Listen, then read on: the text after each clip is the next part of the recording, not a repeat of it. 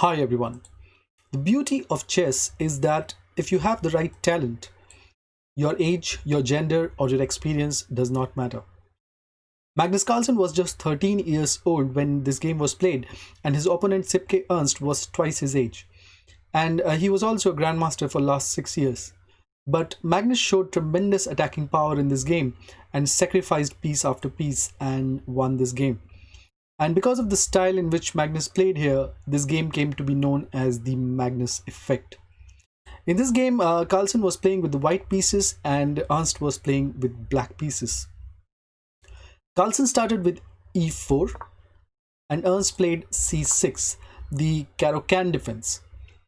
This was the favorite opening of Anatoly Karpov, and Karpov defeated many players like Boris Spassky using this opening. So d4 was played, d5, knight to c3, d captures on e4, knight captures on e4, bishop to f5, knight g3, bishop g6, and here Carlsen surprised Ernst by playing h4. He's threatening h5 and bishop will have nowhere to go. So Ernst made some space for his bishop by playing h6, knight to f3, knight to d7. Carlsen went for h5, bishop h7, bishop d3, bishop captures on d3, queen captures on d3, e6, bishop to f4, knight from g to f6, and Carlsen castled queenside. Here Carlsen's bishop is attacking the b8 square, and mostly this will be difficult for Ernst to castle on queenside. So mostly he's going to castle on the king side, and opposite side castlings lead to interesting games in most cases. So bishop to e7, knight e4, queen to a5, threatening this a2 square, as well as it's going to support the pawn push on the b file. So a king to b1, protecting the square, and Ernst castled on king's side. Knight to f6 check, knight to f6, knight e5, rook from a to d8, and queen to e2. Queen was removed from the rook's line of attack, and also it is supporting the h5 pawn. So if needed, now rook can come to g1, and then it can protect, support the pawn push on the g file. Ernst played c5, beginning the pawn storm, and from here begins the brainy moments of the game. I say moments and not moment, as there is not one, but there are many moments in the game. There's only one move in this position which makes white better, and Carlsen played this move. Can you find that move that Carlsen played in this position? Carlsen here played knight to g6, sacrificing the knight. Here for black, a better move would have been rook to e8, but Ernst accepted this sacrifice, and Carlsen captured on e6.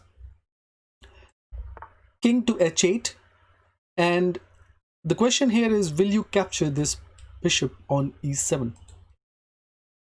If white captures the bishop on e7, then knight to d5, attacking the queen as well as attacking the bishop, and there is actually a double attack on the bishop. So white is going to lose the bishop. So here Carlsen did not capture the on e7. Instead, he captured on g6. Ernst played knight to g8, protecting this pawn as well as protecting this bishop on e7. And this looks like a very good move, but it is actually a blunder, as it allows white to completely destroy the fences around its king. Carlsen saw that, and he sacrificed the bishop in this position by playing h6. Ernst accepted this sacrifice as well, and then in the next move, Carlsen sacrificed his rook as well. So rook takes on h6, and Ernst accepted this sacrifice as well.